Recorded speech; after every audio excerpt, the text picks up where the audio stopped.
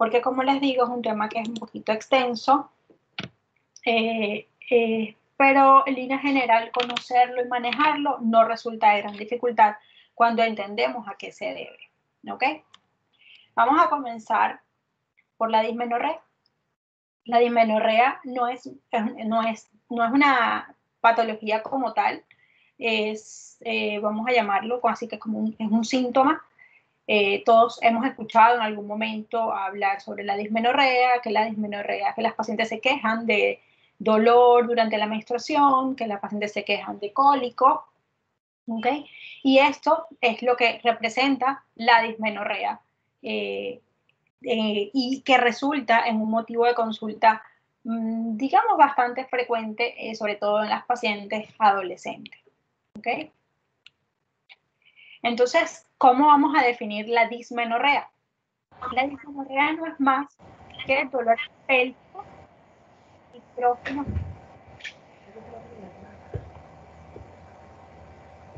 Qué pena.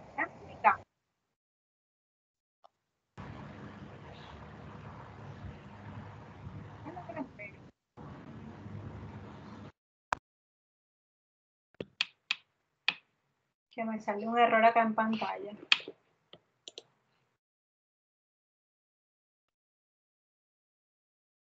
Chicos. Hace ratico sí se escuchaba entrecortado, pero ya se escucha mejor. Realmente un segundo, reviso acá, ya sé. Es posible que me desconecte 5 segundos, ya va.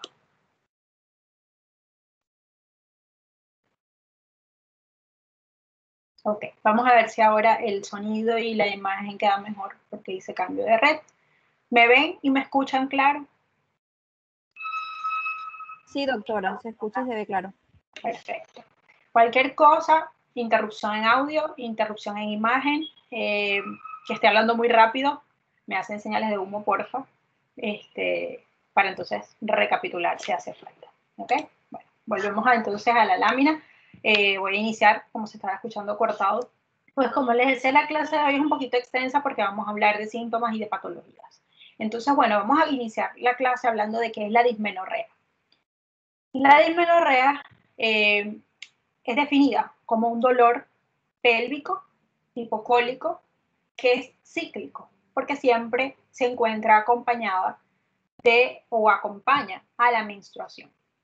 Entonces se habla de un dolor tipo cólico que es de origen ginecológico.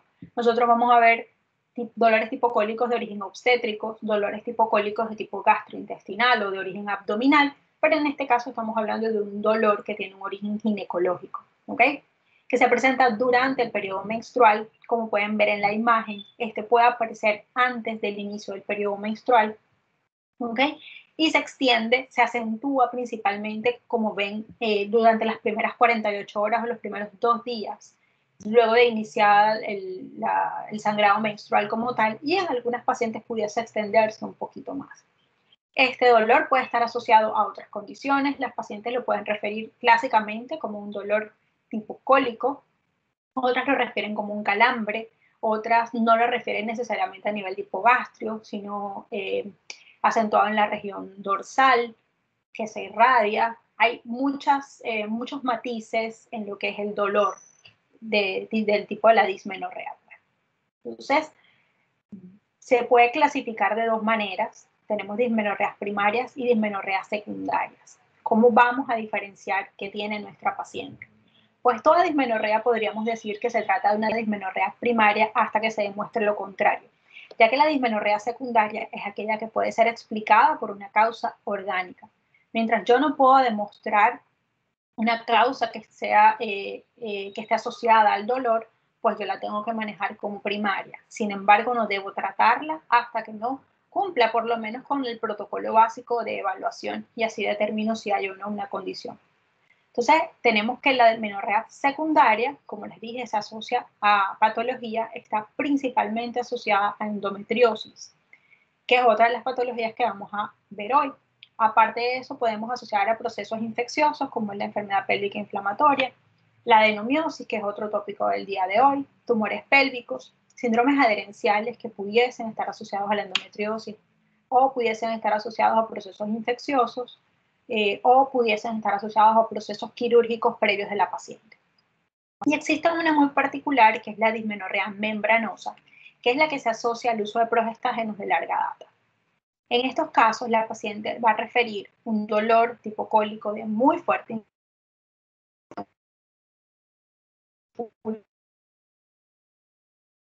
lo que observar en la imagen, que es como si se desprende, desprende por completo el contenido de la cavidad endometrial. Porque es interesante, porque es importante que ustedes tengan en cuenta esta dismenorrea. Porque en algunas ocasiones, micrófonos, porfa, porque en algunas ocasiones la paciente se puede presentar y dice, tuve un dolor muy fuerte y boté esto. Si lo vemos hacia simple vista, pudiésemos confundirlos con restos ovulares, los que hayan tenido la oportunidad de presenciar a la paciente que llega con un aborto o posterior a un legrado uterino. El material que se extrae suele tener este aspecto como blanquecino, medio cauchoso, alternado con coágulos. Entonces la paciente pudiese confundirlo, o nosotros pudiésemos confundirlos con un aborto. Obviamente, posterior al interrogatorio de la paciente y a la prueba de embarazo, que en este caso de dismenorrea membranosa debe dar negativa, pues podemos orientar el diagnóstico. Entonces quisiera que se lleven esa imagen, que la tengan bien en cuenta, ¿okay? Porque pudiese llegar a presentarse esta condición en las consultas, en los servicios de urgencia, sobre todo, que la paciente acude por el dolor y por la expulsión del material que le llama la atención. Entonces, tenemos que de un 50 a un 90% de las pacientes, pueden llegar a presentar dismenorrea primaria. Es mucho más frecuente durante los 11 y los 25 años de edad, porque en estas edades el número de patologías ginecológicas son mucho menores. O sea, si quitamos la endometriosis, el resto de patologías, digamos, infecciosas, tumorales, en una paciente de este grupo etario, pues no es lo que principalmente vamos a encontrar. Es causa de un asentismo escolar o laboral de hasta un 15%, produce incapacidad hasta un 5% de las pacientes, dependiendo de la intensidad, obviamente, de la misma y de algunos síntomas que pudiesen estar asociados o no a la presencia del dolor tipo cólico. ¿Qué factores de riesgo vamos a encontrar para que una paciente presente dismenorrea? Índice de masa corporal bajito, menarquia muy temprana, ciclos cortos, duración del sangrado mayor a 8 o 10 días, que es lo estipulado como normal por la Federación Internacional de Ginecología y Obstetricia, sangrados menstruales abundantes y la presencia de síntomas premenstruales o del síndrome premenstrual. ¿Qué factores estarían implicados en que estas pacientes presenten dolor? Sí sabemos que en todas las pacientes, fisiológicamente al momento de la menstruación ocurre lo mismo, que es la descamación del endometrio. Entonces, lo que pasa con estas pacientes es que hay una alteración tanto estructural como en su bioquímica. Las pacientes van a presentar aumento en la resistencia vascular de sus arterias arcuatas y de sus arterias uterinas. Hay un aumento mucho más marcado en la producción de prostaglandinas endometriales, tanto la E2 como la F2 alfa, y estas prostaglandinas pues van a aumentar no solamente en cantidad, sino existe un factor irregular en las pacientes que sufren de dismenorrea, igualmente en endometriosis, como lo vamos a ver más adelante, donde su respuesta al dolor está aumentada. O sea, tienen una mayor sensibilidad al dolor que en las pacientes que no presentan dismenorrea. Hay aumento de otros mediadores inflamatorios, como lo son los tromboxanos, los leucotrienos y la vasopresina. Todos estos, de forma conjunta, llevan a que la paciente presente contracciones uterinas mucho más enérgicas, mucho más frecuentes. Y cuando hay contracción, los vasos sanguíneos se cierran, esto nos conlleva a isquemia y la isquemia es causante del dolor. Entonces, esto es lo que nos explica por qué la paciente presenta dolores durante el proceso menstrual y que puede inclusive aparecer un poquito antes porque las prostaglandinas comienzan a sintetizarse ya en la mitad del ciclo, o sea, a finales de la fase proliferativa e inicios de la fase lútea o secretora endometrial, pues comienza la producción de prostaglandinas. Y esta es la razón por la cual ellas pueden, antes de que comience el sangrado menstrual, comenzar a presentar dolor. Entonces, para adentrarnos un poquito más en la razón, en la fisiopatología, en la explicación de la endometriosis y de esta forma entender mucho más fácilmente cómo la vamos a tratar, les traigo esto como para que recordemos. A nivel de la hipófisis, a mitad del ciclo, ocurre el pico de la LH. En respuesta al pico de la LH, va a ocurrir a nivel del ovario la ovulación, lo que va a producir la síntesis de progesterona. Esto, a su vez, tiene acción sobre el endometrio.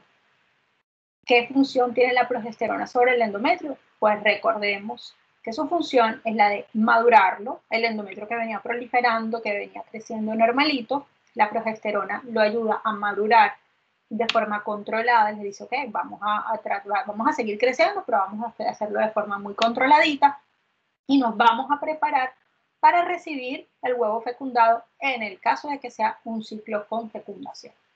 Entonces, cuando no ocurre el embarazo, a final de la fase lútea, comienza a disminuir los niveles de estrógenos y progesterona, que el cuerpo lúteo se degenera, entonces comienza a ocurrir esta disminución. Eso va a producir que haya destrucción de las células endometriales, liberándose los fosfolípidos de la membrana. Estos fosfolípidos de membrana, como recordarán de bioquímica, ¿verdad? Son los precursores de la síntesis de ácido araquidónico, el cual por acción de la ciclooxigenasa va a producir los mediadores inflamatorios que son las prostaciclinas, tromboxanos y las prostaglandinas, F2-alfa y E2. Y estas prostaglandinas, como les dije inicialmente, son las responsables de que aumente la contracción del miometrio, que produzca isquemia y por lo tanto exista dolor. Al entender este pequeño algoritmo, esta pequeña cadena de eventos, vamos a entender dónde está el problema en las pacientes que tienen dismenorrea. Y van a entender mucho mejor cómo van a manejar estas pacientes, porque al saber quién me causa el dolor, yo entiendo a quién tengo que manejar o a quién tengo que bloquear. Entonces, bueno, esta es ya de forma más gráfica el algoritmo. Como vemos, producimos inducción de la COX-2, aumentamos la síntesis de prostaglandinas. Esto tiene efecto a nivel del miometrio, que produce contracción, isquemia y por lo tanto dolor. Esta isquemia, ¿por qué ocurre el dolor? Porque al momento de la isquemia se liberan metabolitos anaerobios que ellos van a estimular las neuronas, las terminaciones nerviosas y por lo tanto ocurre el dolor. Siempre que hay isquemia, siempre que hay muerte celular, en así sea una pequeña cuantía, puede haber dolor. ¿Ok? Entonces les repito, al entender esto, al entender que el problema es que estos pacientes tienen un aumento en la síntesis de prostaglandinas, podemos entender cómo las vamos a manejar. Es algo bastante sencillito de entender y estamos hablando obviamente de dismenorreas primarias. Para el manejo de las dismenorreas secundarias, pues obviamente hay que manejar la causa y luego vamos a encontrar la mejoría del dolor. Pero en el caso de las pacientes donde no hay una causa aparente, esta es la explicación y de aquí es que se desencadena el tratamiento. Entonces, como vemos, hasta ahora hemos entendido que los culpables de todo el cuento aquí son los ovarios, porque es debido a las progesteronas que se producen en su interior, en el cuerpo lúteo, y al descenso del mismo, que ocurre toda esta secuencia de eventos que nos van a conllevar el aumento en la síntesis de las prostaglandinas y con el consiguiente dolor. Entonces, ¿cuáles son los síntomas que se pueden estar asociados al dolor tipo cólico de la paciente? Pues algunas refieren que puede irradiarse a región lumbar, irradiarse a miembros inferiores, pueden sentir parestesia en los miembros inferiores, pueden tener asociados cólicos, náuseas, vómitos y diarrea o evacuación o cambio en el patrón de la evacuación. Como les decía, la intensidad del dolor va a variar dependiendo obviamente de cada paciente, el umbral del dolor, pero sabemos que en ella existe como que un gatillo mayor o un gatillo que es más fácil de disparar por su condición de base. ¿Cómo vamos a hacer el diagnóstico? Pues identificar la menarca. Ya sabemos que pacientes con menarca muy temprana eso es un factor de riesgo para dismenorrea. ¿En qué momento aparecen los síntomas? Esto es importantísimo. Aparece a mitad de ciclo, aparece 48 72 horas previo al ciclo. Aparece después de que inicia el sangrado menstrual. ¿A qué edad comenzó? La paciente se desarrolló a los 12 años y comenzó con sus dolores a los 14, o se desarrolló a los 12 y comenzó a presentar la dismenorrea a los 24. Esto es importante también para tratar de identificar si yo debo o no buscar una causa subyacente. La presencia de la duración del ciclo, recuerden que ciclos prolongados es un factor de riesgo. La presencia de spotting, el spotting, como recordarán, es el sangrado intermenstrual, pero tipo mancha, el sangrado escaso, el sangrado que solemos observar en las pacientes con implantes subdérmicos. Ellas se quejan mucho de, no, que me está viniendo mancha y mancha y mancha, mancha entre menstruación y menstruación. Las pacientes con ismoceles, que es el defecto de la cicatriz de la cesárea, también pueden presentar spotting. Entonces es importante identificar la presencia de síntomas premenstruales, como les dije, que sabemos ya que es un factor de riesgo. Importante, la medicación. La mayoría de nuestras pacientes que llegan con dismenorrea se han automedicado en algún momento de su vida. La mamá, la tía, la abuelita, cualquiera opinó y le colocó algún tipo de medicamento. Si la dismenorrea es primaria y mejora con la administración de AINES, pues prácticamente tenemos el diagnóstico listo e inclusive el tratamiento.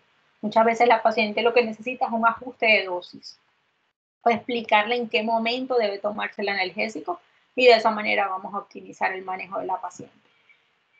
Pero si la paciente dice que toma analgésico y que a pesar de estar tomando un AINES no presenta mejoría, entonces nos indica que definitivamente tenemos que buscar otra cosa, que buscar otra causa, porque la fisiopatología nos enseñó que si es una dismenorrea primaria, el dolor debería haberse calmado ya. ¿Okay? La presencia de dolor fuera de la menstruación y de síntomas que puedan estar asociados, por ejemplo, el sangrado durante la relación sexual, durante el coito, la sinusorragia, disminución de peso, sensación de masa, aumento de la circunferencia abdominal, dispareunia, cualquier otro síntoma que nos pueda ayudar a ubicar que existe una condición subyacente. Y el empeoramiento del dolor con el tiempo. Esto es característico de las enfermedades que son progresivas. Las miomatosis, obviamente, con el pasar del tiempo, si el mioma crece, va a producir más molestia, mucho más dolor.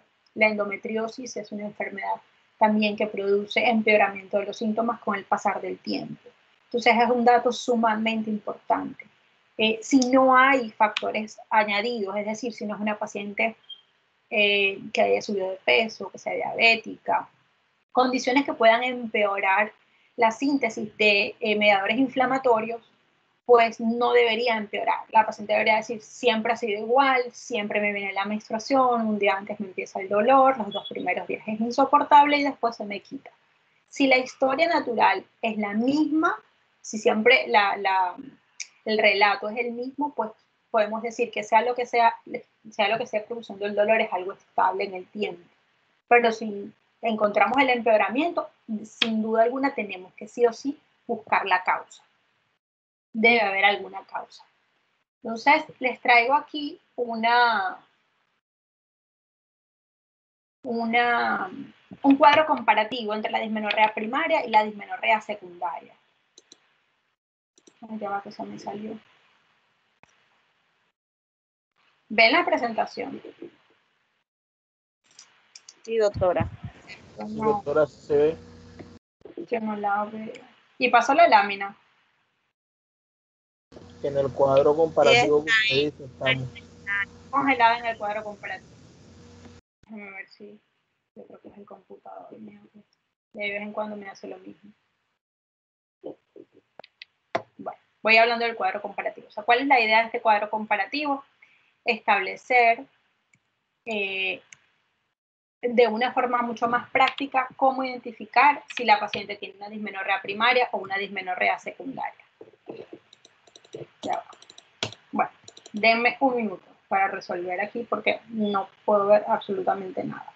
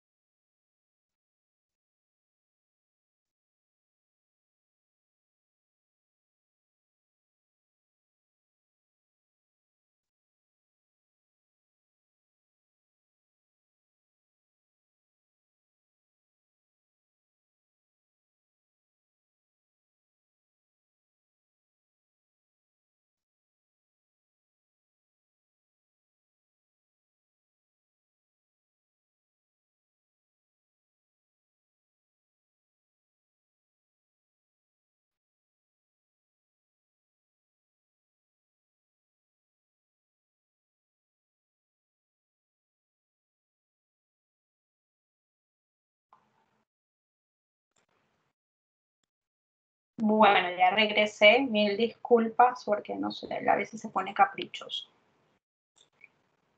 Me deja botada cuando más lo necesito. ¿Pueden ver de nuevo las diapositivas? Aún no, Doc. ¿No? No. No.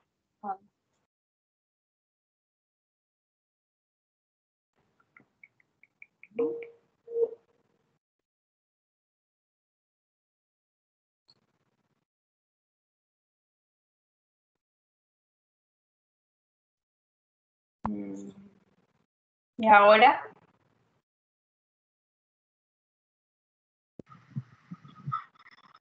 No, doctora, no se ven. Me digan eso. Ya Sí yo las se veo, ven, doctora. doctora. ¿Ya? Ok. Sí, señora. Sí, ya se ven. Susto. Bueno, ok. Entonces, como les decía, estos son algunos tips que pueden tener, algunas consideraciones que pueden tener presentes al momento de querer diferenciar. Obviamente, si la paciente tiene 14 años y se desarrolló hace 2 años, pues es muy poco probable, sin embargo, no es un no rotundo, que tenga una patología subyacente. ¿Ok?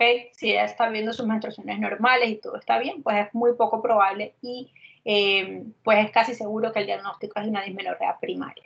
Sin embargo, deben hacer el interrogatorio tal cual como les estaba comentando, pues, o sea, preguntar en qué momento apareció, qué síntomas tiene. Entonces, cuando hacemos este cuadro, cuando vemos este cuadro comparativo que tienen en pantalla, pues van a ver que el inicio de la dismenorrea primaria suele ser temprano. ¿Por qué? Porque normalmente, como les decía, no hay patologías tan temprano. Excepción a la regla, la paciente con endometriosis, porque la endometriosis sí puede aparecer 2 o 3 años después de la menarquia.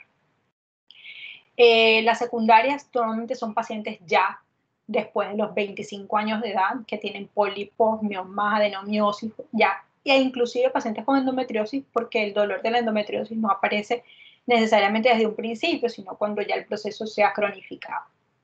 La localización de la temprana siempre va a ser en el hipogastrio, mientras que la secundaria suele tener más dolor de los anexos involucrados, hay disquexia, hay dolor con la relación sexual, hay otros concomitantes o síntomas asociados al dolor que nos hacen pensar, como les decía ahorita, que hay otra cosa allí.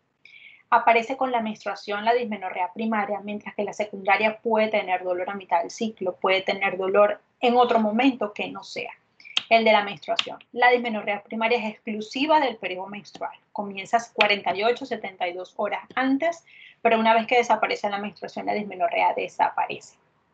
Lo que no va a ocurrir con la secundaria. La naturaleza es espasmódica en la de primaria, es el clásico cuadro de dolor tipo cólico. En la secundaria pudiese, como no pudiese, coincidir con esa característica. La fisiopatología, pues ya se las expliqué. Respuesta al tratamiento, ojo con esto, y una vez aquí tienen el tratamiento que van a utilizar. Hay mejoría con la administración de anticonceptivos orales y con la administración de los AINES. ¿Por qué? Porque ya vimos que la causa son las prostaglandinas, ¿ok? De manera que si yo bloqueo la COX, yo voy a bloquear este aumento en la producción de las prostaglandinas y ya estoy resolviendo mi problema de una forma bastante considerable. Y recuerdan la imagen donde estaban los ovarios diciendo que si me iban a arruinar un día o varios días, es porque también sabemos que todo esto comienza cuando la progesterona, resultado de la ovulación, comienza a bajar y comienza a producirse todo este descontrol a nivel bioquímico. Entonces, si yo doy anticonceptivos orales, si yo bloqueo la ovulación, voy a disminuir en un grado bastante importante la producción de estas prostaglandinas. Lo mismo si bloqueo la COX. Tengo las dos rutas, dependiendo de lo que quiera mi paciente. Entonces la intensidad disminuye a las 72 horas, 48 horas es el pico máximo del dolor, 48 horas posterior al inicio de la menstruación y luego ya comienza a desaparecer, mientras que en la secundaria varía. Y bueno, los concomitantes pues ya creo que se los he repetido ya como muchas veces, los voy a marear. ¿Cómo hacemos el diagnóstico? ¿Cómo hacemos el abordaje de la paciente? Siempre tenemos que hacer examen físico completo, pero obviamente nuestro énfasis debe estar a nivel abdominal y pélvico. Palpación de abdomen, palpación de los 9 cuadrantes que conocen ustedes mejor que yo. palpar cada uno de ellos. Es importante identificar si el dolor realmente es de origen pélvico, si realmente pudiésemos achacárselo a la patología ginecológica. La paciente a veces dice, es que me duele aquí, se señala con la mano y es como un universo lo que se está tocando. Entonces, señora, con un dedito, dime dónde te duele. Solamente no inducir la respuesta, sino que esperar a que ella se señale a ver si realmente es hipogastrio. A veces hay pacientes que dicen, doctora, yo vengo porque me duele un ovario. Realmente el ovario solamente duele si está aumentado de tamaño, si está torcido. Entonces, cuando uno le pide que se señale, se señala en el marco colónico, o sea, todo lo que es fosa y flanco. Entonces, ya ahí no pensamos que sea realmente una dismenorrea primaria normalita, sino ya pensamos que hay otra cosa. E inclusive pudiese ni siquiera ser una dismenorrea. Por eso es que la cronología del dolor es sumamente importante. Entonces, vamos a palpar nuestros 9 cuadrantes. Previamente vamos a hacer la ocultación, vamos a hacer la percusión, todo lo que sabemos que se debe hacer para descartar patologías, sobre todo de tipo tumoral en abdomen.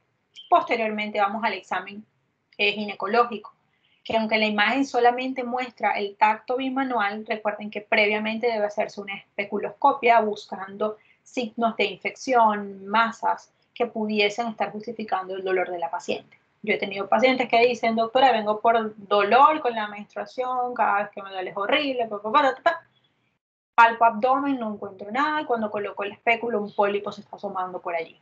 Entonces, obviamente, ahí está la causa del dolor de esa paciente. O por lo menos ya tengo a quien echarle la culpa a un responsable del dolor. Entonces, las especuloscopias nunca nos las debemos saltar. Los procesos infecciosos, pues, pueden quedar bien a la vista con la presencia de un flujo, entonces no debemos descartar nunca la inspección de cuello. Recuérdense que siempre hay que utilizar todos los pasos que sean posibles.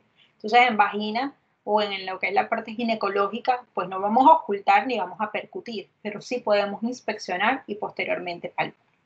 Entonces luego vamos a hacer el tacto bimanual buscando la presencia igual de masas, de abombamientos, verificando si el cuello duele o no duele. Recuerden que el dolor abdominal más el dolor anexial más el dolor a la movilización del cuello son signos de EPI. Entonces ya por ahí podemos ir buscándole la causa a este dolor menorrea. Vemos si el útero es móvil, si está aumentado de tamaño, si hay masas palpables, si el anexo duele, buscando causas. Recuérdense que toda dismenorrea es primaria hasta que se demuestre lo contrario. O sería mejor decir que toda es secundaria hasta que se demuestre lo contrario. Yo tengo que enfrascarme en conseguir una causa. Si nunca la consigo, pues entonces la clasifico como primaria.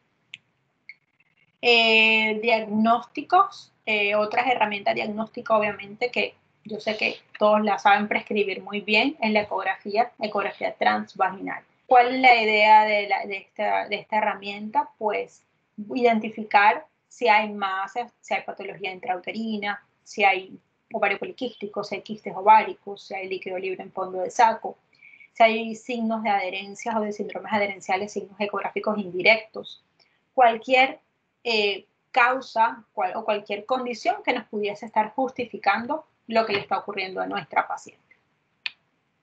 Una vez que hemos completado todo el examen físico completo, un adecuado interrogatorio, examen físico y la ecografía que no puede faltar porque es la primera línea de evaluación en imágenes, y no encontramos nada que nos justifique el dolor, definitivamente decimos, bueno, si estamos en presencia de una dismenorrea primaria y vamos a comenzar a tratarla. Tenemos dos líneas, tenemos líneas no farmacológicas y tenemos líneas farmacológicas.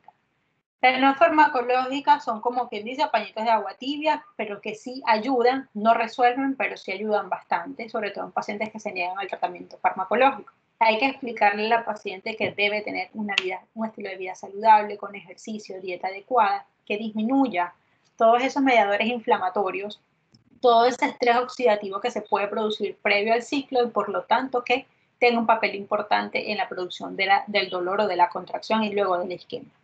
El uso de calor local, pues es más que obvio que si yo tengo un aumento en la contracción y yo tengo isquemia, al colocar calor, yo voy a producir vasodilatación, voy a mejorar la perfusión de mi músculo uterino, voy a vasodilatar mis arcuatas y por lo tanto la isquemia va a disminuir y por ende el dolor. Y la acupuntura porque sabemos que estimulamos lo que es la transmisión del dolor con los impulsos eléctricos y de esta manera se maneja también el dolor de una forma bastante satisfactoria. El conjunto de todas estas medidas puede colaborar en un porcentaje muy elevado en pacientes con dismenorrea leve. ¿Okay? Sin embargo, hay otras que sí necesitan un poquito más de ayuda. Repito lo que ya les dije, si conocemos la causa, pues la vamos a tratar muy fácilmente. Entonces, ¿qué tengo que hacer? Bloquear la síntesis de las prostaglandinas dando derivados del ácido propiónico o fenamatos. Todos estos medicamentos ustedes los conocen también muy bien, deben aprender a prescribirlos, escojan uno, escojan dos, apréndanse uno o dos, el que más les guste, porque todos han demostrado igual efectividad en la paciente. Entonces, lo importante es que sepan cuáles son las dosis que van a colocar. Entonces, si vamos a utilizar, por ejemplo, ibuprofeno, utilizamos 800 miligramos de dosis de carga y luego 400 miligramos cada 8 horas para el manejo del dolor, dependiendo si la paciente tiene dolores muy fuertes o dolores ya menos intensos. Hay que ver si le limita su trabajo diario o si no lo hace. Entonces tenemos ácido mefenámico, ibuprofeno, naproxeno y como opción podemos, que también tiene efectos analgésicos pero que no resultan tan buenos como el AINES, tenemos el uso del acetaminofén e inclusive el montelukast también se puede utilizar porque bloquea la síntesis de prostaglandina. El montelukast estamos acostumbrados a verlo en el tratamiento del asma bronquial, pero es como una opción sobre todo para las pacientes alérgicas a los AINES que pudiésemos, en caso de que no tenemos respuesta con las medidas generales y que no podamos utilizar AINES en las pacientes. La otra rama del tratamiento en estas pacientes es el uso de los anticonceptivos. Como sabemos que el problema está posterior a que ocurre la ovulación, pues simplemente la vamos a bloquear. Al inhibir la ovulación, pues disminuimos la síntesis de las fulanas prostaglandinas, que son las que están molestando, y de esta manera vamos a ver mejoría del dolor. Obviamente la tasa de éxito va a depender de la constancia de la paciente. Es importante explicarle que a la paciente que en el caso de los anticonceptivos, si son utilizados como única terapéutica, la respuesta pudiese no ser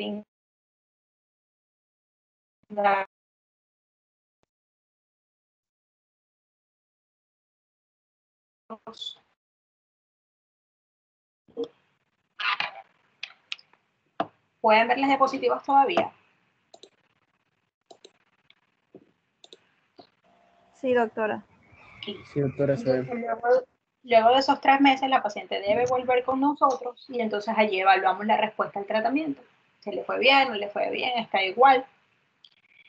Y allí decidimos el siguiente paso. Entonces, como ven en la lámina, el 75% de nuestras pacientes refieren una mejoría bastante notoria luego de 3 a 4 meses del tratamiento. Esto es clave. Deben explicarle siempre a un paciente cuánto tiempo puede tardar en ver mejoría, porque si no el paciente se desespera o simplemente dice el tratamiento no sirve, lo deja.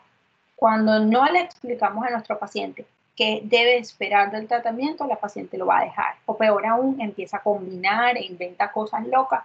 Y cuando uno le va a evaluar, señora, ¿pero qué hizo? No, porque es que como el primer mes no me quitó nada, yo dejé ese y tomé otra cosa. Entonces, siempre para poder ver respuesta terapéutica, debemos esperar el tiempo que está indicado. Entonces, ¿qué anticonceptivos vamos a utilizar? Pues vamos a utilizar anticonceptivos orales combinados de preferencia. Dentro de los progestágenos, la clormanidona es la que ha presentado mejor respuesta en cuanto a síntomas premenstruales y mejoría de la dismenorrea. De manera que si la paciente es una paciente que se le puede colocar la clormanidona, debemos escogerla como anticonceptivo oral de elección, junto con el etinilestradiol, con el estrógeno respectivo. Podemos utilizar implantes subdérmicos, podemos utilizar inclusive el anillo vaginal, podemos utilizar los dispositivos intrauterinos liberadores de levonorgestrel, los cuales van a tener una mejoría bastante marcada porque no solamente me van a inhibir la ovulación, sino que me van a controlar la proliferación endometrial. Disminuimos el número de células endometriales, disminuimos las células de donde va a salir esos precursores del ácido araquidónico y ese precursor de las prostaglandinas. Entonces vamos a tener una muy buena respuesta terapéutica con estos anticonceptivos que son progestágenos de depósito. Sin embargo, la respuesta con los parches y con las progesteronas de depósito, pues no se ha logrado, no ha logrado demostrar una tasa de eficacia tan buena como las anticonceptivos orales. No quiere decir que no sirvan, pero todavía hay como muchos estudios que no logran decir si sí vale la pena o no. De manera que nuestra primera opción sería principalmente anticonceptivos orales, y si no, tenemos todos los demás. Recordemos que si estamos hablando de una dismenorrea primaria, suelen ser pacientes jóvenes, suelen ser pacientes que no han iniciado actividad sexual. Entonces, a veces no vamos a proponerles el uso de un dispositivo intrauterino, ni mucho menos de un anillo. Entonces, nos quedarían implantes y los orales, y siempre que uno va a iniciar anticoncepción a una paciente muy joven, hay que cuidar los efectos adversos, hay que irla siguiendo bastante para evitar que nos deje el tratamiento pues simplemente por desconocimiento o por una respuesta adversa. Entonces, en el algoritmo, así como súper sencillo, ¿qué voy a hacer con mi paciente con dismenorrea primaria? Fácil, es una paciente que definitivamente todas las pruebas salieron negativas, todo salió maravilloso, no hay aparentemente ninguna patología. Yo tengo que preguntarle, ¿necesitas anticoncepción o no necesitas anticoncepción? ¿O quieres usar anticonceptivos? ¿No te importa utilizar anticonceptivos? ¿O definitivamente no quieres? Esta pregunta es importante, sobre todo cuando la paciente es muy joven, porque hay mamás que miran el anticonceptivo así como si fuera, no sé, un monstruito de otro universo. No, ¿cómo le van a poner anticonceptivo a mi niña tan joven, tan chiquitica, que tiene 14 añitos, Recuerden que en el mercado hay una cantidad de anticonceptivos, bueno, inmensas, todo un universo de anticoncepción. Y lo importante es que si conocemos las moléculas, sabemos cuál puedo colocar y cuáles son las dosis que puedo utilizar, pues no voy a causarle ningún problema. Y es explicarle eso a la señora. Mire, ya está recibiendo etinilestradiol. En las pacientes muy jóvenes, cerca de la menarquia, siempre es preferible que utilicen anticonceptivos combinados porque debemos darle estrógenos a las pacientes. Estas jovencitas no se benefician con el uso de progestágeno solo, y de hecho hay algunos artículos y hay algunos estudios que discuten el efecto del progestágeno sobre la densidad mineral ósea en estas pacientes jóvenes, y es por eso que se recomienda que siempre tratemos de utilizar anticonceptivos con etinilestradiol en ellas. Entonces, si mi paciente desea o no le importa tomar anticonceptivos, yo puedo iniciar inmediatamente con ACO y AINES. Pero si mi paciente no quiere tomar anticonceptivos, pues no hay problema, le coloco AINES. Recuerden que el tratamiento debe ser de por lo menos de 3 a 6 meses, mínimo 3 meses, mínimo. En 3 meses la debemos valorar.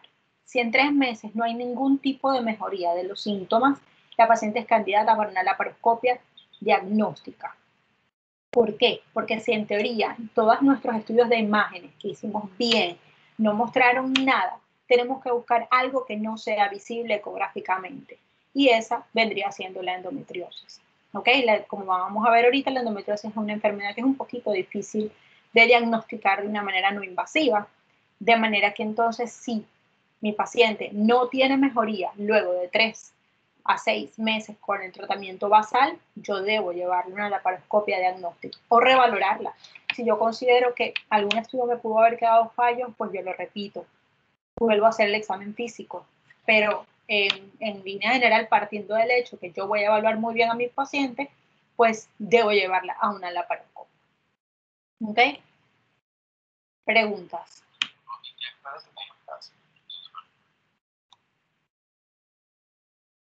¿Hay alguna pregunta hasta ahora? Bueno, esto que ven en el video que están viendo a continuación es cómo se ve una pelvis sana desde el punto de vista laparoscópico. Allá en el fondo, no sé si logran ver mi cursor, pero esto que estoy señalando acá es el fondo del saco de Douglas. Este es el ovario. No se ve el mouse. Estos cordoncitos que parecen unos bigoticos del uterosacro. Este es promontorio con todo el peritoneo parietal que lo recubre. ¿Ok? Trompa de falopio. Aquí la cámara se nos fue un poquito más. Esto es epiplón, de grasita. ¿Ok? Pero en líneas generales, miren este peritoneo como se ve rosadito, brillante, liso. Es un peritoneo totalmente sano. Es un peritoneo sin enfermedad. ¿Ok?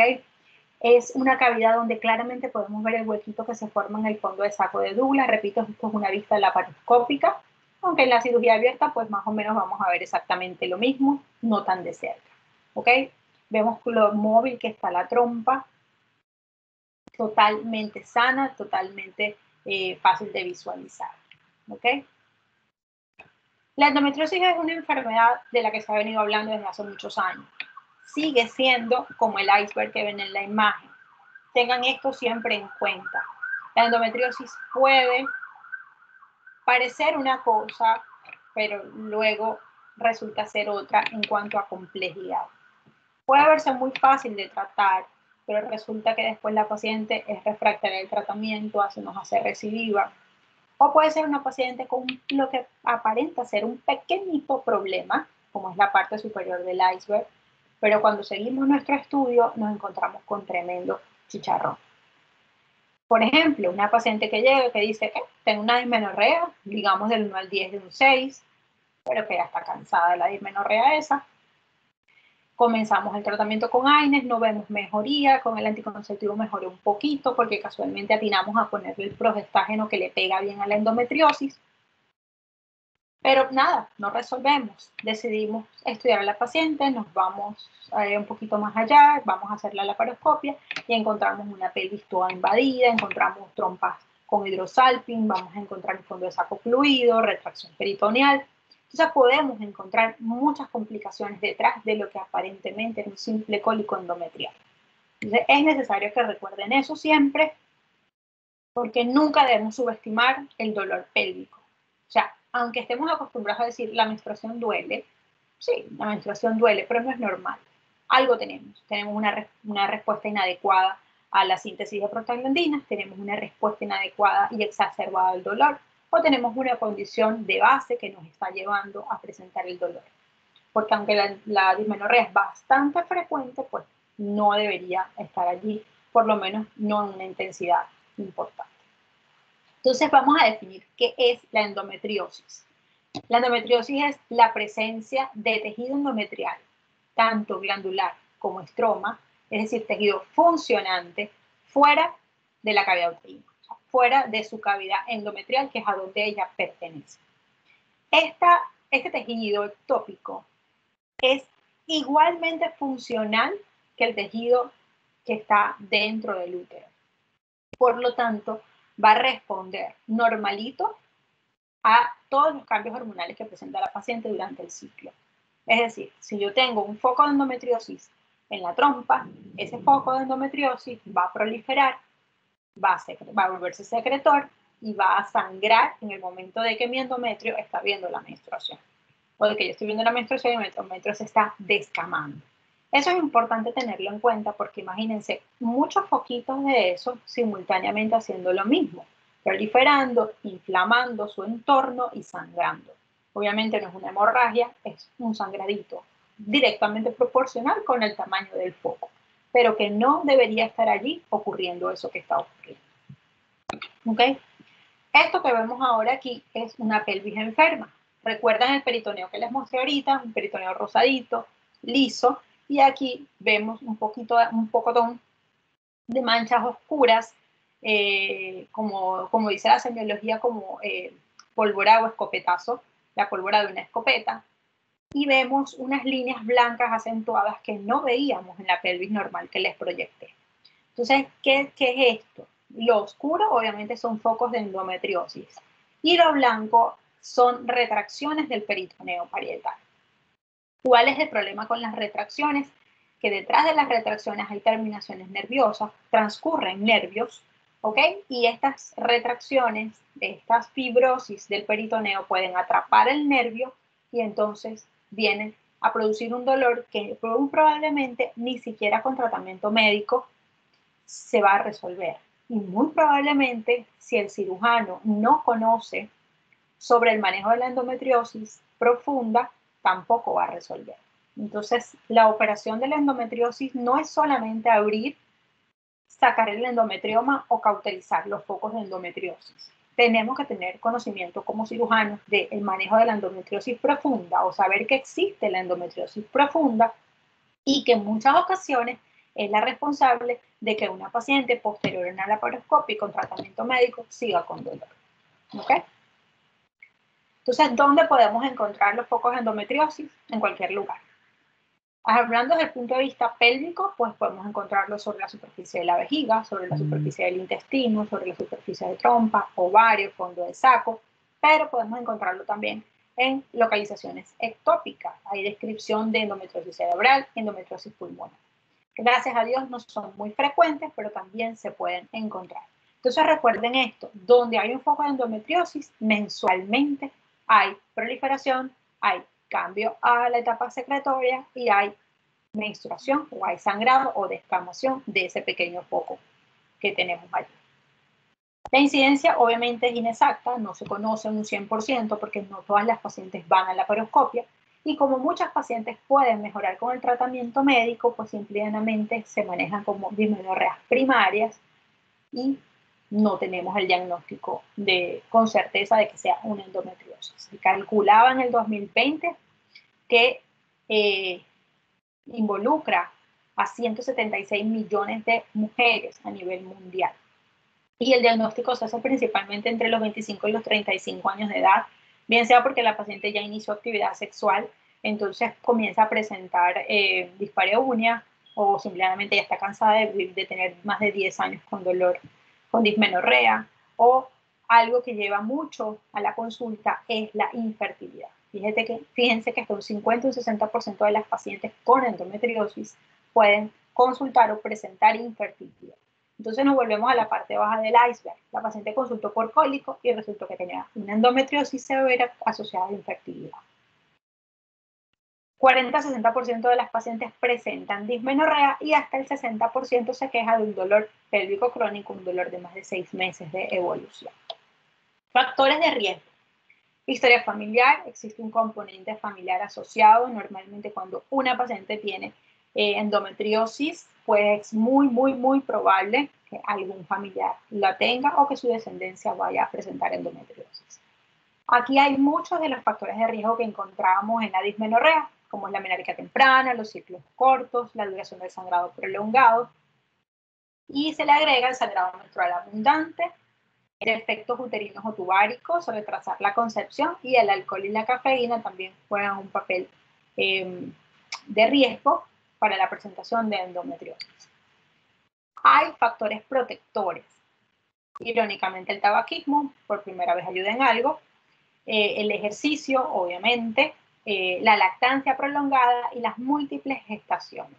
Estas dos se explican pues, por una razón sencilla.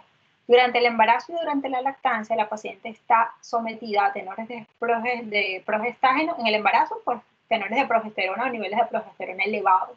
Y el ciclo está bloqueado. Es decir, la paciente no está produciendo ese pulso estrogénico cíclico que produce la proliferación del endometrio. Y durante la lactancia prolongada también, la paciente, recuérdense de la amenorrea por lactancia, donde la paciente tiene cierto grado de bloqueo del eje. Entonces lo importante es que el foco no me sangre. Entonces si yo estoy dando lactancia y tengo un bebé cada 3 años, pues en teoría yo estoy mejorando mi tenor progestacional y por lo tanto estoy manteniendo controladitos o en reposo estos focos de endometriosis. ¿Ok? Sin embargo, las múltiples gestaciones, o sea, el efecto protector de las múltiples gestaciones va disminuyendo mientras mayor sea el periodo intergenésico. Yo puedo tener 6 bebés, pero tuve cada 6 años. Y por supuesto no es lo mismo que si yo tengo 3 bebés y tengo uno cada 2 años. El efecto protector va a depender del intervalo entre cada gestación. Entonces, el problema del $1.000.000 viene siendo la causa de la endometriosis. Existen múltiples teorías, y la más aceptada, la que nos ha convencido un poquito más a todo el gremio ginecológico, es la teoría metastásica, la teoría de la menstruación retrógrada o la teoría de Sampson, que consiste en decir que las pacientes, su menstruación y ese flujo sanguíneo sube a través de trompas, cae en la cavidad pélvica y allí estas células endometriales proliferan. Pero ¿qué pasa? Si fuera así de sencillo, existirían muchas más pacientes con endometriosis. Se han demostrado por muchos estudios que hay pacientes con obstrucción del el aparato genital femenino y con menstruación retrógrada evidenciada que no tienen endometriosis. Y existen otras en quienes no se ha demostrado este flujo retrógrado y sí hay endometriosis. Entonces, ahí es donde está el problema. Como no sabemos la causa exacta, el manejo de la patología pues es mucho más complicado desde el punto de vista de que vamos a atacar su origen, vamos a atacar su etiología. Entonces, se ha postulado la posibilidad de que exista una unión de varias de estas teorías, teoría genética con la del stem cell, con la diseminación vascular, que es la que nos lleva a pensar, bueno, es por esto que una paciente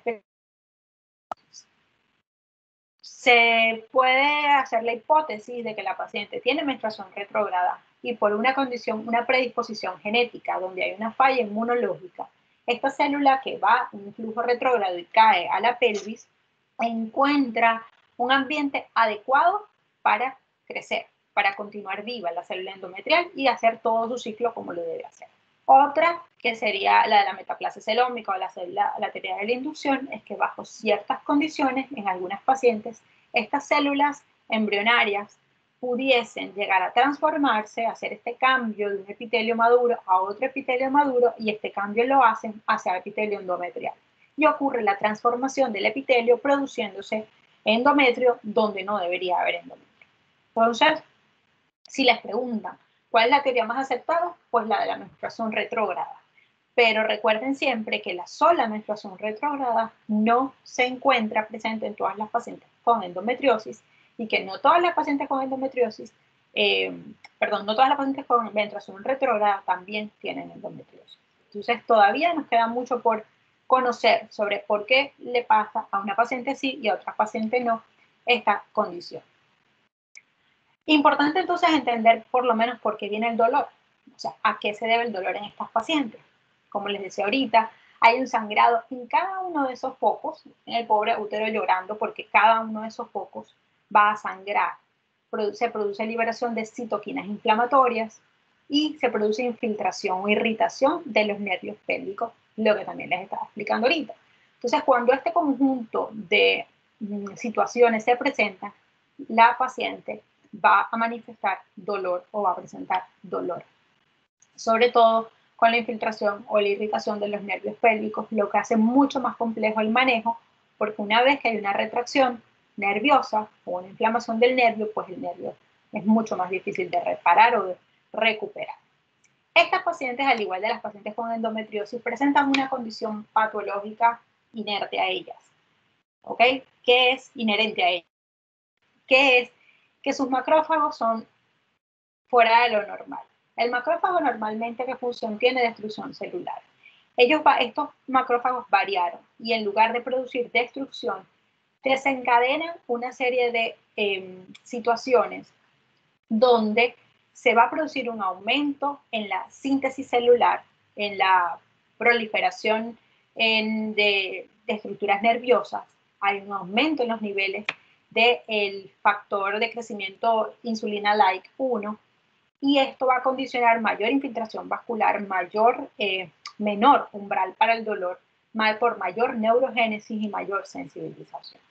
Entonces, vemos ya que no es solamente que, ok, está el tejido ahí y está, no, sino que aparte desde el punto de vista celular, ese tejido tiene un problema. Los macrófagos tienen un problema en esta paciente y no están cumpliendo su trabajo. Y esa es la razón por la cual si yo lanzo un poquito de tejido endometrial aquí, no llegan los macrófagos a destruirlo, no, ellos llegan a contribuir en la fiesta. ¿Ok? Entonces es importante esta imagen porque el hecho de que no podamos ver la endometriosis no quiere decir que no está presente. La endometriosis a veces no nos da síntomas, no nos da signos, fáciles de identificar. Entonces no por eso tenemos que decir no es esto. Y esta es la razón por la cual una paciente con dismenorrea que no responde al tratamiento debe ser llevada a una exploración laparoscópica para buscar esta condición. Clínica, pues ya se las he mencionado, hay dismenorrea, hay disquexia, hay dispareunia, hay infertilidad, hay sangrado uterino, hay hematuria, dolor suprapúbico cuando la endometriosis invade vejiga. Recuérdense que la endometriosis Puede estar en la superficie vesical, pero puede invadir vejiga, puede estar en la superficie peritoneal, puede estar, pero sin embargo, invadir intestino, puede verse en la superficie peritoneal y estar invadiendo, que es lo que se conoce como endometriosis profunda, y esto nos va a complicar mucho más la clínica y la evolución de nuestra paciente. ¿Qué vamos a hacer para identificarla? Pues obviamente el examen físico es importante y son cosas que ustedes pueden lograr identificar en una paciente que llegue, siempre y cuando realmente haga examen físico como debe ser. ¿Qué vamos a buscar? Nódulos, masas buscando endometriomas, dolor a la palpación. Cuando hacemos el tacto bimanual, identificar si el útero está en retroverso o si este útero está fijo, si es un útero que no podemos movilizar cuando hacemos el tacto bimanual. Y el tabique recto vaginal se puede identificar mediante la exploración del tacto combinado, tacto rectal y tacto vaginal. Se explora y verificamos si está engrosado o si hay nódulos en el mismo. ¿Okay? Esto que les traigo acá es la imagen por especuloscopia de una paciente con endometriosis. De manera que cuando nosotros colocamos el espéculo, no solamente vamos a ver si hay o no hay flujo, no vamos a ver solamente si el orificio está cerrado o no. Tenemos que identificar los fondos de saco. Y en ambas imágenes, en ambos fondos de saco, bueno, esta es pared posterior de cuello, esto es cuello, ¿ok? Pared posterior de cuello, pared lateral de vagina, valva posterior del espéculo. Vemos aquí, ¿se acuerda de la imagen de la pólvora de escopeta? Pues la vemos acá. Aquí hay nódulos en la pared posterior y en esta zona se ve oscurecido. Lo mismo que en este cuello. Aquí está el cuello, orificio cervical externo, y vemos los nódulos de endometriosis en esta zona. Tacto bimanual, ¿para qué nos sirve? Cuando tenemos adherencias, que las adherencias, recuerden que se ven como telitas de araña, ellas nos van a provocar cambios en la posición uterina. Si la adherencia es anterior, podemos ver a un útero con una anteroflexión exagerada. Y si está en el fondo del saco, que es donde normalmente llegan a implantarse o a observarse más los focos de endometriosis y las adherencias, pues vamos a tener un útero en retroflexión marcada. Y esto explicaría inclusive parte de por qué la paciente tiene dispareunia, porque hay fondo de saco, va a haber dolor, está engrosado el tabique recto vaginal y el útero va a estar en retroverso fijo. Pacientes con síntomas gastrointestinales suelen presentar adherencias desde el cuerpo hacia las asas intestinales.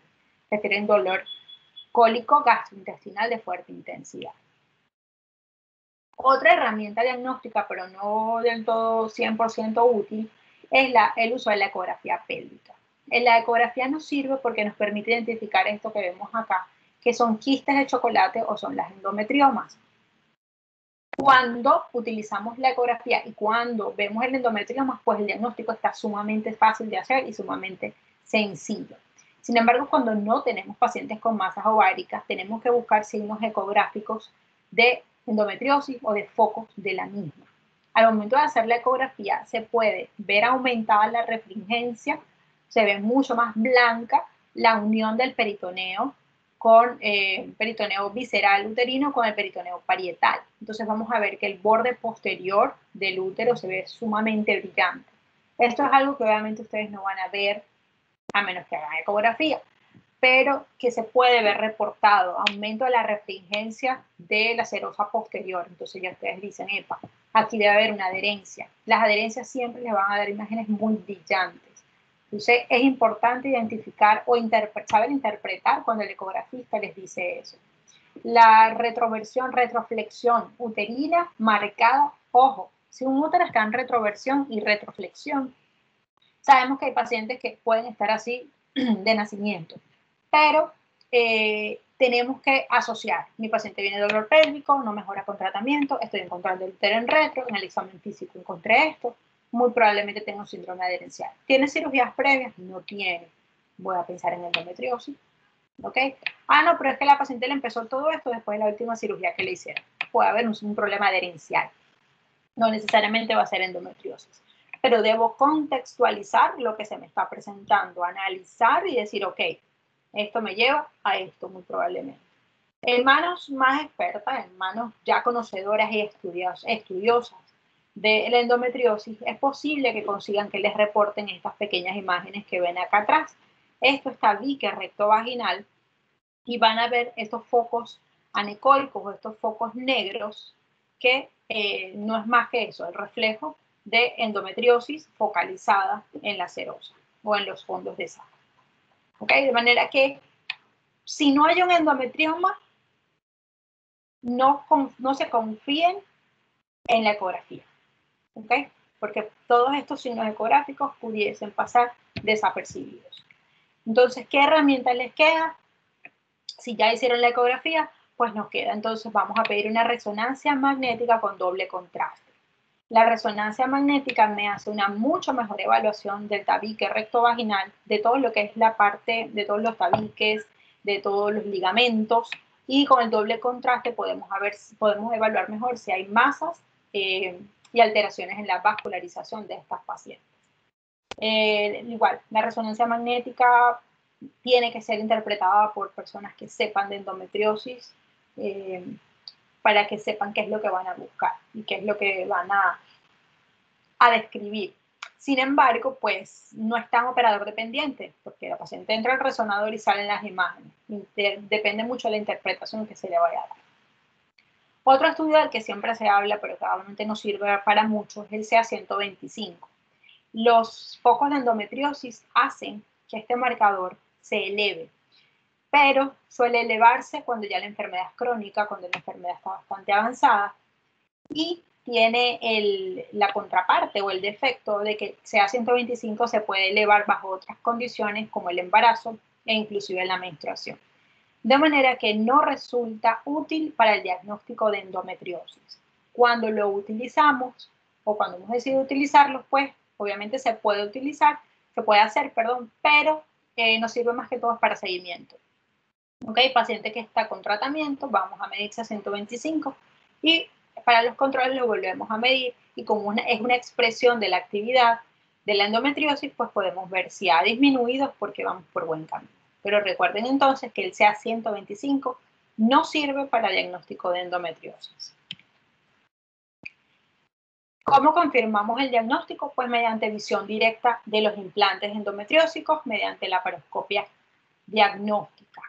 Si tienen que escoger una cirugía para una paciente con endometriosis, siempre deben escoger la laparoscopia, nunca la laparotomía. Como ustedes saben, las cirugías abiertas aumentan el riesgo de adherencias en cualquier paciente. Y esta es una paciente que de por sí tiene una condición pro-adherencia. Entonces, la cirugía mínimamente invasiva es lo indicado para ella. Entonces, pacientes con sospecha de endometriosis deben ir a la laparoscopia en la medida de lo posible. Si no se puede, pues no se puede. Pero si tenemos la opción, tenemos la herramienta, pues esa es la que tenemos que seleccionar. ¿Ok? Esto es un ombligo con endometriosis. ¿Cómo llegó la endometriosis allí? Posterior a una cirugía, se implantaron células endometriósicas, o sea, la paciente tenía endometriosis, fue llevada a la laparoscopia, meses después aparece la lesión a nivel de ombligo, hubo siembra de tejido endometriósico allí, y entonces hizo una endometriosis de la cicatriz umbilical. Esta otra es endometriosis de la pared, la serosa, esto que ven acá, un endometrioma. Si le prestaron atención al video de la pelvis sana, si la recuerdan, estas telas de araña no estaban allí.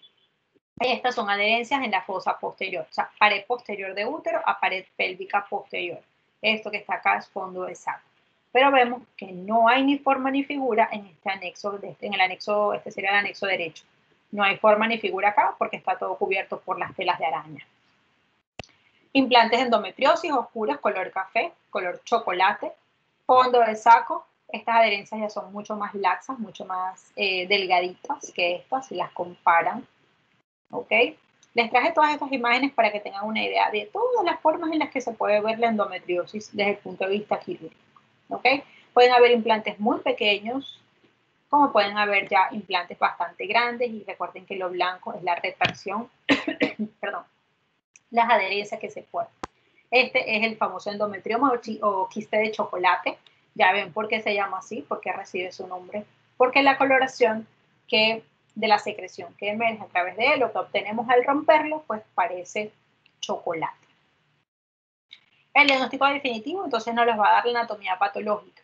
Ya con la visualización directa de las lesiones tenemos un diagnóstico muy, muy claro, pero si hablamos de quién definitivamente me confirma que si es una endometriosis, pues obviamente es la anatomía patológica, que me va a reportar glándulas y estroma en el tejido que yo estoy enviando. Yo voy a rotular mi tejido, envío una sección de peritoneo y me va a decir peritoneo con glándulas y estroma endometrial.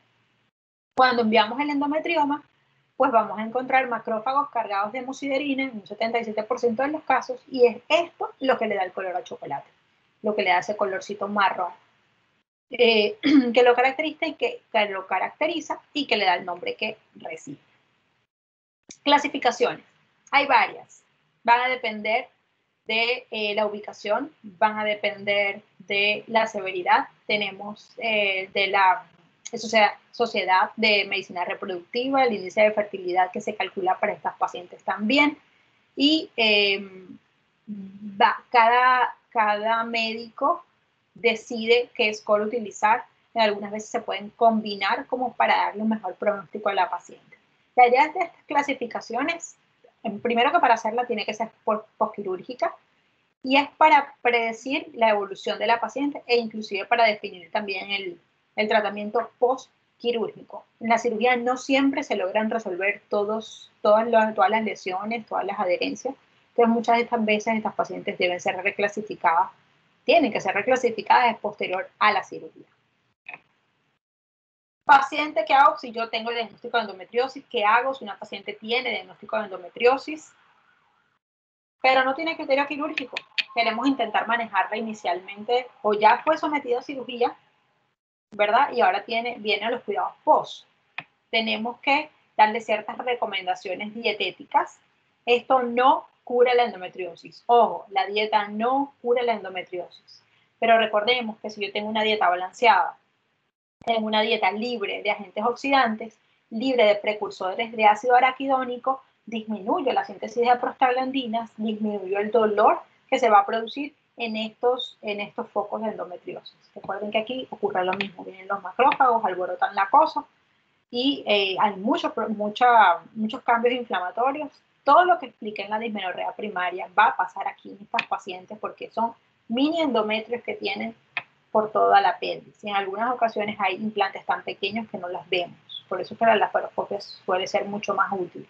Entonces, ¿qué debemos recomendar a la paciente? Dietas ricas en pescados, mariscos, frutas, huevo, vegetales, y tratar de eliminar carnes rojas.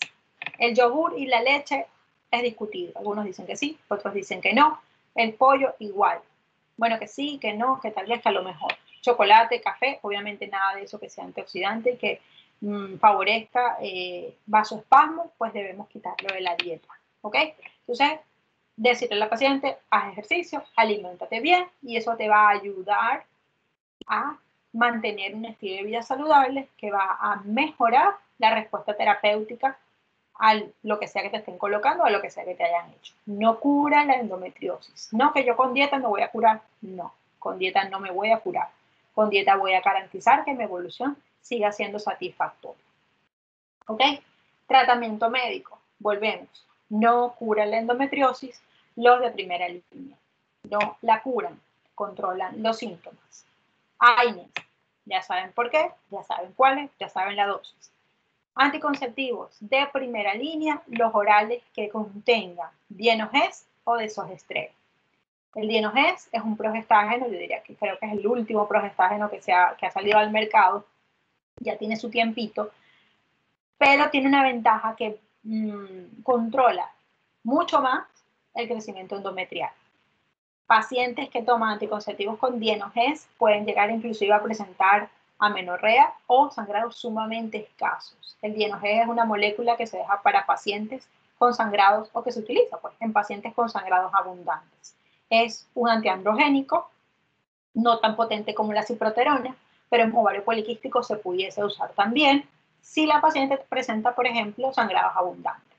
Entonces, primera línea, anticonceptivos orales combinados, sobre todo si son pacientes jóvenes, que recuerden que hay que darles estrógenos, hay que mantenerles su tenor de estrógenos, pues en ellas vamos a decidir combinar con dienogés o con desogestrel. Si no quiero utilizar combinados, pues me voy a los progestágenos. Recuerden, la idea del tratamiento es que yo mantenga estos implantes frenaditos. Entonces, para yo mantener estos implantes frenaditos, tengo que tratar de que mi paciente no vea menstruación. Y si la va a ver, que sea poquita. Entonces, ¿qué progestágenos puedo dar? Puedo dar de depósito, puedo dar acetato de medroxiprogesterona, puedo colocar un dispositivo intrauterino con levonorgestrel, puedo colocar implantes subtérmicos y tenemos por vía oral Dienogest y drosperinona sola. Podemos conseguir el Dienomed, que es drosperinona, que es Dienogest solito, y podemos utilizar la progesterona sola, la drosperinona sola, que ya ahorita no me acuerdo cuál es el nombre comercial, pero la tenemos disponible en el país. O sea que cualquiera de estas opciones terapéuticas las tenemos y las podemos utilizar de forma segura en pacientes con endometriosis. Si yo tengo una paciente con dismenorrea y me parece que tiene endometriosis, yo le puedo colocar tratamiento médico, por ejemplo, un anticonceptivo oral combinado que tenga Dienogest, y a los 3 meses le evalúo y le pregunto cómo le fue. ¿Le fue súper bien? Yo digo, muy probablemente la dismenorrea de esta paciente sea por endometriosis. Si mi paciente tiene endometriosis y responde al tratamiento médico, yo no tengo que llevar una laparoscopia, a menos que tenga un endometrio más grande. Pero de resto, yo puedo manejarla de forma farmacológica tranquilamente. La otra línea de tratamiento médico, análogos o agonistas GnRH que me van a bloquear el eje, el danazol, los inhibidores de la aromatasa y los moduladores selectivos de los receptores de progesterona. Todos estos me van a llevar a bloquear el eje, son antiestrogénicos, y de esta forma voy a mantener mis implantes en reposo. ¿Qué pasa con los agonistas? Okay, que ya los escucharon en la clase previa. No se deben utilizar por más de 3 a 6 meses porque producen, como bloquean el eje, pueden producir cambios tipo menopáusicos en la paciente. La paciente puede empezar con cambios en el humor, con calorones, pérdida de la densidad mineral ósea, entre otros síntomas más propios de la menopausia. Entonces hay que tener mucho cuidado con estos agonistas de GnRH y el seguimiento de la paciente. Importante, no debe utilizarlo por más de ese tiempo y mucho menos si no está en control con su ginecólogo.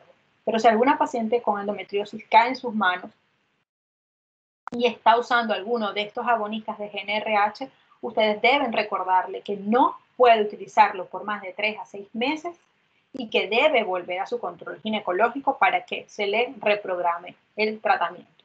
Gracias a Dios, estos medicamentos pues de venta libre es muy difícil conseguirlos y la mayoría, como son tan costosos, pues tienen que recurrir sí o sí a la EPS. Pero es importante que siempre orienten a la paciente con esto. Esto fue un trabajo publicado en una revista mexicana donde evaluaron la efectividad del Dienogest versus los otros tratamientos que ya les comenté ahorita. Y arriba tenemos las pacientes que sí presentaron dolor pélvico y las que no presentaron dolor pélvico asociado a endometriosis con estos tratamientos. Entonces vamos a encontrar que la respuesta terapéutica del Dienogest es prácticamente igual a la de la goserelina, que es un análogo de GnRH. Vemos que el 87.9% de las pacientes del estudio estaban sin dolor posterior al tratamiento con Dienogest, que es el anticonceptivo oral que les comenté ahorita. Y si lo comparamos con la goserelina, que es el análogo de GnRH, la diferencia apenas es menor a un 2%. Y es un tratamiento mucho más seguro, mucho más económico y sin tanto efecto adverso. La idea de traerles esto es para que sepan y para que aprendan y para que se lleven hoy de la clase que ustedes pueden colocar tratamiento con un anticonceptivo oral a una paciente con sospecha de endometriosis y van a hacer un tratamiento adecuado, van a conseguir una respuesta terapéutica correcta si utilizan esa molécula. ¿Ok? El quirúrgico, como les decía, es el definitivo. Pues, ¿en qué casos está indicada la laparoscopia? En los casos de endometriosis profunda, reportada en resonancia magnética con doble contraste o en quien con suerte por ecografía podamos ver estos implantes en los tabiques. Vemos ahí una imagen de implantes en el tabique rectovaginal. O ante la presencia de un endometrioma, que lo vemos allá abajo con colmillitos como tipo Halloween, cuando estos endometriomas son mayores de 6 centímetros, cuando producen dolor que no mejoran con el tratamiento médico y cuando hay sospecha de malignidad, porque vemos, por ejemplo, un endometrioma con una papila o un endometrioma con mucha vascularización. Entonces, ante la sospecha de alguna alteración en el endometrioma, debe ir a cirugía. Si yo tengo una paciente con un endometrioma de 3 centímetros, yo puedo darle tratamiento sin dolor, yo puedo darle tratamiento médico de forma segura y hacerle seguimiento ecográfico a ese endometrioma. ¿Ok? Bueno, este es un video de una laparoscopia. Realmente está como bastante rojo. La idea era que vieran, ahí se rompe el endometrioma, el quiste de chocolate. Esta porción que está acá es el fondo del saco. ¿Ok? Hay bastantes adherencias allí. Y bueno, se hace el aspirado del quiste endometriósico. Esto uno debe evitarlo, que caiga contenido en la cavidad pélvica, pero a veces es muy difícil porque las cápsulas de esos quistes son bastante suavecitas. Esto que ven acá es la trompa.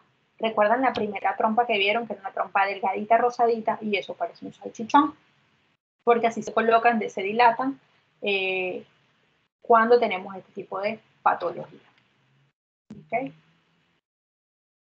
Otro video, el video este es interesante porque vemos fondo de saco acá. Miren dónde está metido el ovario. En el primer video veíamos el ovario suelto, móvil, facilito, y aquí está pegado. Esto es una adherencia que hay desde pared posterior de útero hacia cavidad pélvica. Vemos los dos ovarios que están allá en el fondo de saco. Ya se liberó la adherencia ahí un poquito. Se está tratando de liberar, pero tenemos ambos ovarios metidos en el Douglas por el proceso adherencial que está acá, y de hecho este ovario está pegadito al cuerpo uterino. ¿Okay? Importante, a pesar de la cirugía, el dolor puede reaparecer hasta un 50% de las pacientes.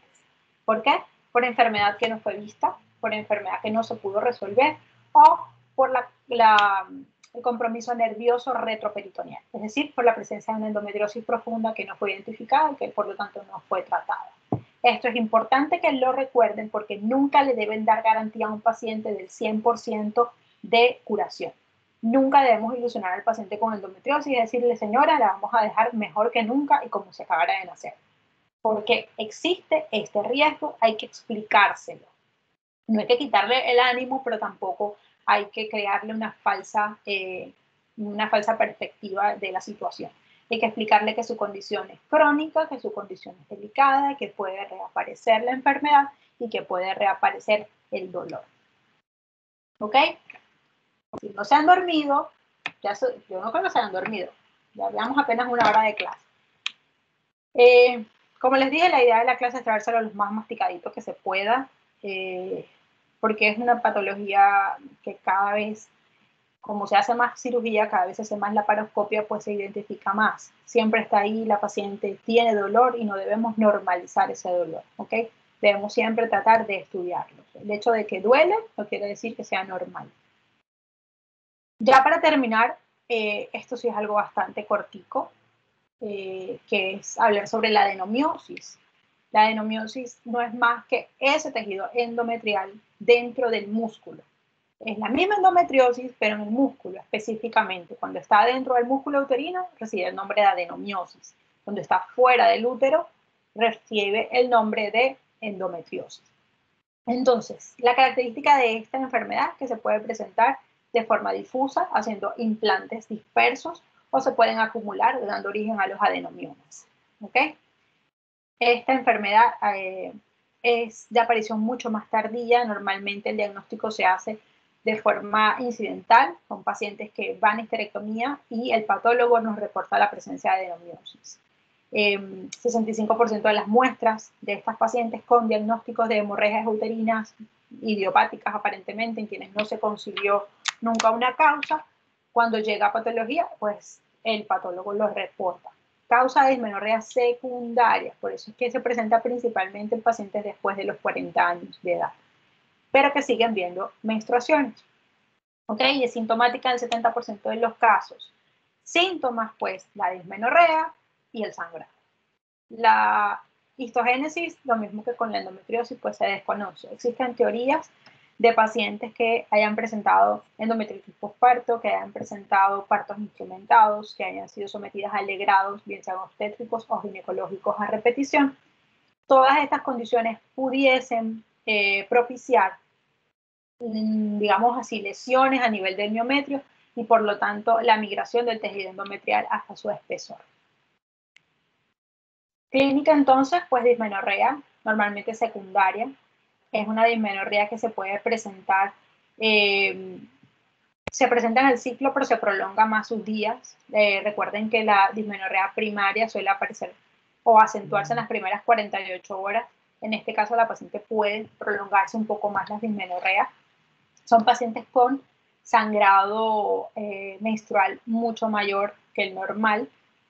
Lo que anteriormente se hablaba como menorragia, pues entonces sangrados abundantes y dolor pélvico crónico. Esta paciente refiere meses de dolor y que no mejora con el tratamiento. Perdón.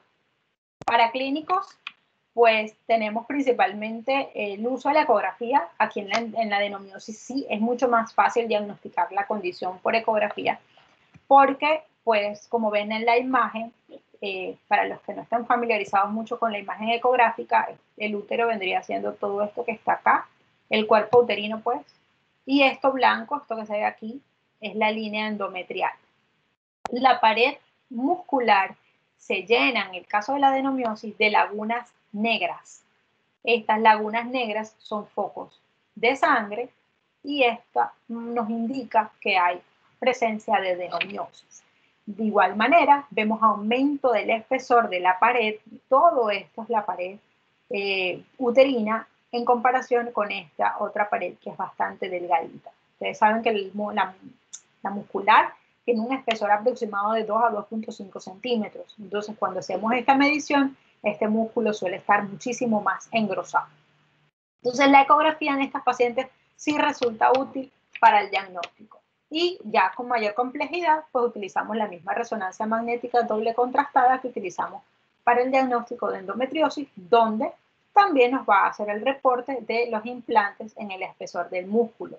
Estos son úteros aumentados de tamaño, son úteros que se pueden presentar globosos y que pudiesen confundirse con embarazos, de manera que paciente en edad fértil igual necesita solicitar, cuando hacemos el examen físico, pues solicitar el Gravindex. Son pacientes que durante el examen físico, como les digo, van a encontrar un útero aumentado de tamaño, un útero globoso, pero puede ser un útero móvil, no necesariamente va a haber dolor, en vagina no deben encontrar nada, aunque nunca debemos descartar la presencia simultánea de endometriosis peritoneal y de adenomiosis. ¿Okay? De manera que siempre debemos hacer el examen físico completo en estas pacientes. Diagnóstico diferencial, pues como les estaba diciendo, el útero aumenta de tamaño, entonces hay que diferenciarlo de todas esas patologías. Primero, embarazo, miomas, hiperplasias endometriales que producir hipertrofias uterinas, cáncer, síndrome de congestión pélvica o varices pélvicas que pudiesen explicar el dolor, más no necesariamente el aumento de volumen uterino. Y pues obviamente con su hermanita la endometriosis hay que hacer diagnóstico diferencial también, aunque pudiésemos encontrar ambas condiciones. El tratamiento en estas pacientes sí o sí la histerectomía, pues el tratamiento definitivo es la histerectomía. Yo a esta paciente le puedo quitar el útero y saque el problema. En la paciente con endometriosis no, porque tendría que quitarle todo el peritoneo para poder resolver el problema. Tendría que quitarle las dos trompas, tendría que quitarle los dos ovarios, o tendría que quitarle todo. ¿Está indicada la histerectomía en pacientes con endometriosis? No, porque el problema no es el útero. ¿Está indicada la histerectomía en pacientes con adenomiosis? Sí, porque el problema aquí sí es el útero. Los implantes están en el útero. El culpable de todo esto es el tejido ectópico. Entonces yo lo tengo que quitar. En la adenomiosis yo tengo el tejido ectópico limitado al músculo uterino, de manera que si yo saco el músculo uterino, o sea, saco el útero, resolví el problema. ¿Okay? No confundan eso porque eso siempre es pregunta de examen, bueno, casi siempre es pregunta de examen, entonces es importante tenerla clara en cuál sí y en cuál no. ¿Okay? Si no le quiero hacer tratamiento definitivo a mi paciente con adenomiosis, yo le puedo dar tratamiento médico. ¿Con qué? Con lo mismo que voy a tratar la endometriosis. Yo le puedo dar AINES, yo le puedo dar anticonceptivos orales con progestágenos que me sirvan para controlar ese crecimiento endometrial como es el Dienogest, o puedo simplemente utilizar dispositivos intrauterinos liberadores de levonorgestrel que me van a producir que la paciente no sangre o que sangre muy poquito, y al mismo tiempo me va a trabajar directamente sobre la adenomiosis. ¿Ok? Bueno, muchachos, disculpen los problemas técnicos. Espero que de verdad que hayan entendido la clase. Repito, yo trato de traérsela lo más digerida posible. Trato de hacerla lo más clara posible porque es un tema que es bastante engorroso. Hay mucha tela que cortar sobre endometriosis, muchísima. Hay muchos aspectos, hay muchas hipótesis. La parte bioquímica es bastante interesante, la parte hormonal, pero realmente trato siempre de traerle pues como que lo que necesitan para poder manejar a una paciente con este síntoma, como es la dismenorrea en la consulta, y recordar la endometriosis porque es la patología que más frecuentemente se encuentra asociada a la dismenorrea, pues a esta condición. ¿Tienen alguna duda, alguna pregunta en referente al tema?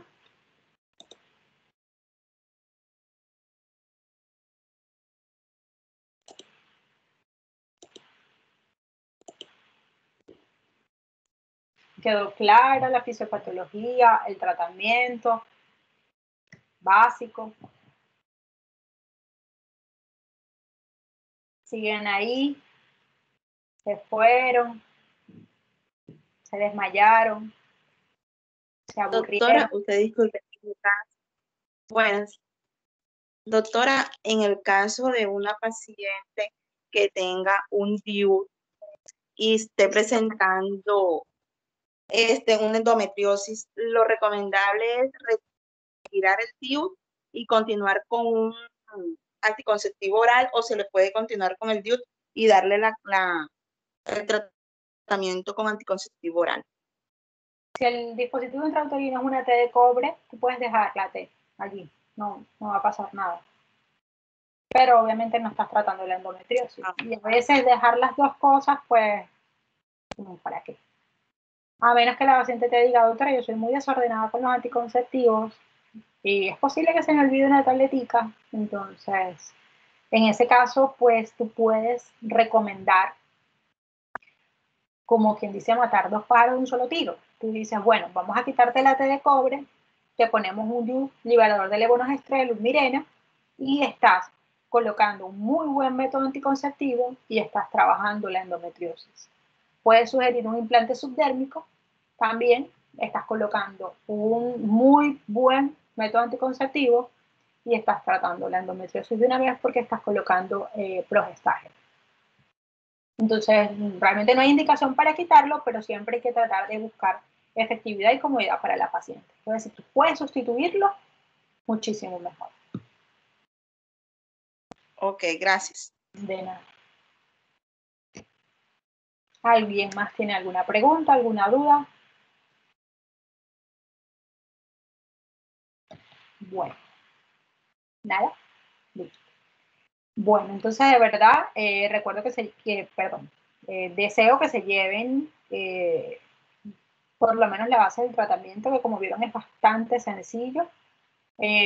Aprenderse 2 AINES y las dosis de esos 2 AINES, aprenderse un anticonceptivo o 2 anticonceptivos y ya ven que pueden utilizar, pues, si tiene dismenorrea y si tiene síntomas premenstruales, pues utilizan uno que tenga clormanidona.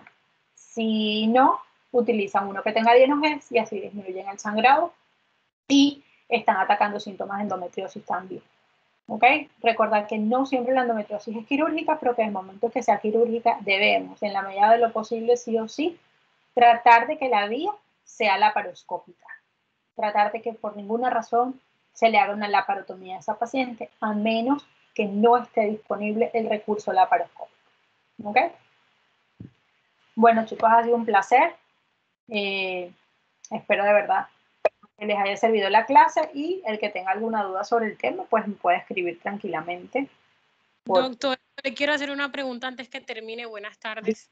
Buenas tardes, dime, Wendy. Doctor, yo vi que usted en ningún momento comentó el uso de la iosina butilbromuro, que es el famoso buscapina compuesta que se utiliza mucho para la dismenorrea. ¿Es necesario utilizarla? ¿No se usa? ¿Se puede combinar con el AINES? ¿O cómo se haría en ese caso? La puedes combinar, porque recuérdate que es un antiespasmódico. ¿ok? Pero su acción no va directamente con la causa del dolor. ¿Por qué menciono solamente el AINES? Porque vamos directamente a cortar la etiología. El AINES me bloquea la síntesis de prostaglandina y la culpa es de la prostaglandina. Entonces, ¿puedo utilizar el antiespasmódico? Sí, claro. Yo lo puedo usar de forma conjunta con el AINES, no hay ningún problema. Pero si yo sé que mi problema son las prostaglandinas, yo tengo que colocar tratamiento para bloquear las prostaglandinas.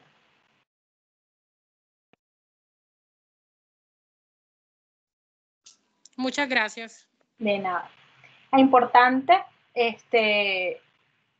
cuando la paciente tiene ciclos regulares, que yo puedo predecir cuándo le viene la menstruación, yo debo indicarle a mi paciente que comience el tratamiento 48 horas o 72 horas antes. ¿Okay? Porque es el momento en el que la síntesis de prostaglandina se incrementa más. Los primeros días de la menstruación, su síntesis es mucho mayor. Por eso es que la mayoría de las veces el dolor se incrementa en las primeras 48 horas. Si yo inicio el AINES 48 horas previo al inicio de la menstruación, pues mi síntesis de prostaglandina va a bajar muchísimo. Y mi respuesta terapéutica va a ser muchísimo mejor. El anticonceptivo es igual. Si yo puedo combinarlo, pues lo voy a combinar igual. Si yo quiero colocar el antiespasmódico, yo lo voy a colocar. Por supuesto que sí, voy a tener mejor respuesta terapéutica. ¿Ok? Pero si no, ya yo sé que con este solito debo tener una buena respuesta o con este solito. No puedo utilizar AINES, yo doy solamente anticonceptivos. No quiero anticonceptivos, pues listo. No puedo usar AINES y no quiero anticonceptivos, pues me toca utilizar Montelukast o medidas no farmacológicas. Pero le debo explicar a mi paciente que en el caso del anticonceptivo, pues que difícilmente va a ser alérgica y que es una opción terapéutica, que no le va a provocar ningún daño, siempre están preocupadas por engordar, no que voy a engordar, o sea, prefieren andar partidas del dolor que gorda.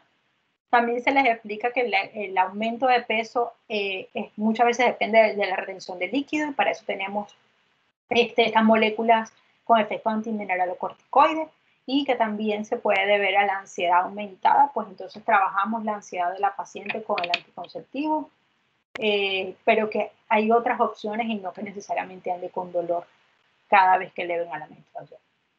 ¿Okay? ¿Alguien más tiene alguna duda?